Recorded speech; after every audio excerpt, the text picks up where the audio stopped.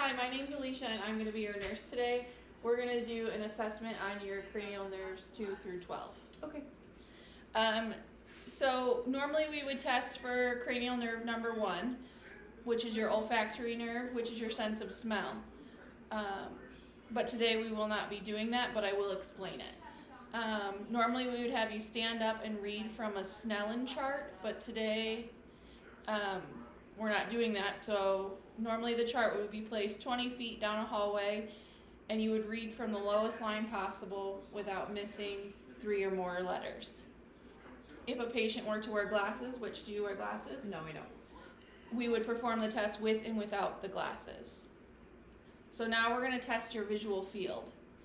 I'm going to have you cover one eye and tell me how many letters. 2. And tell me how many letters. 3. All right, now we're going to do the other eye.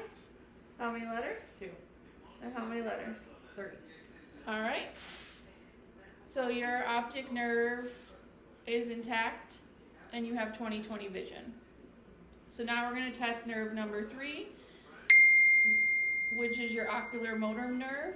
I'm going to have you follow my finger and don't turn your head when we do it.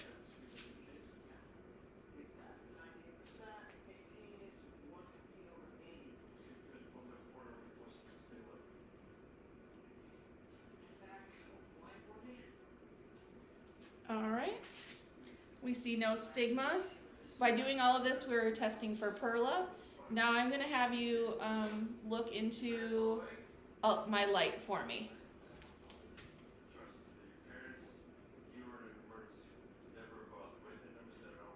All right, we're going to do it again.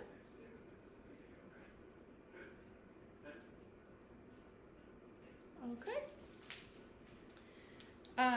Pupils are 3 millimeter, round, equal, and reactive to light and direct and indirect light.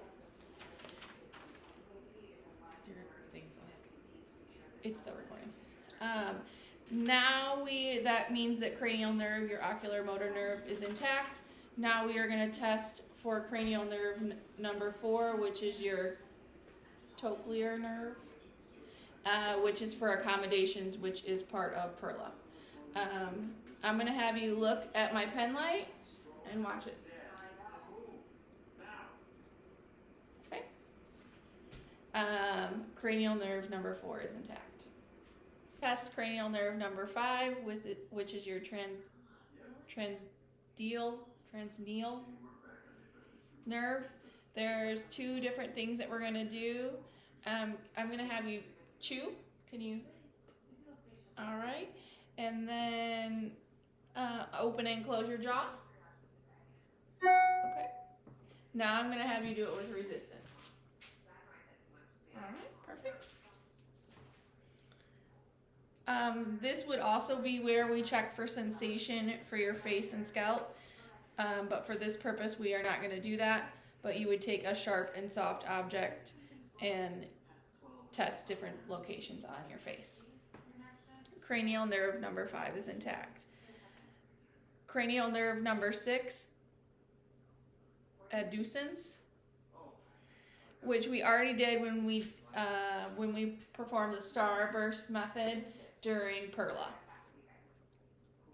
showing lateral side-to-side movements. Cranial nerve number 6 is intact. Number 7, which is your cranial nerve, which is your facial nerve, which we're going to do a couple different movements within here. Can you smile for me? Can you frown for me? Can you do a chewing motion? Can you puff out your cheeks? And can you raise your eyebrows? Okay. We would also test for taste and salivation and tears, but for this video, I will just explain what those are. Taste and salivation, we do salt, sweet, and sour. The sour would invoke salivation. The sweet and sour would test the lower 2/3 of your tongue. And in order to test for tears, we'd put a Q-tip in the corner of your eye to induce tearing. Cranial nerve number 7 is intact.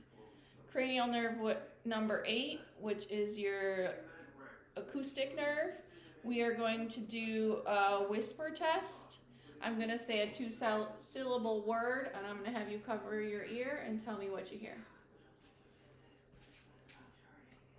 Football. And do the other one? Basketball. Okay. This would also test your equilibrium, which we don't really test for. We do that more so with your gait, which would involve walking, but we will not be doing that today. Number 8, cranial nerve number 8 is intact. Glossopharyngeal.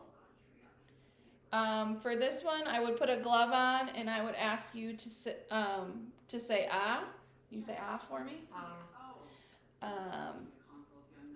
And then I would do that again while using a tongue depressor to look in the back of your throat. But I don't have a glove today, so we are going to pretend. Okay.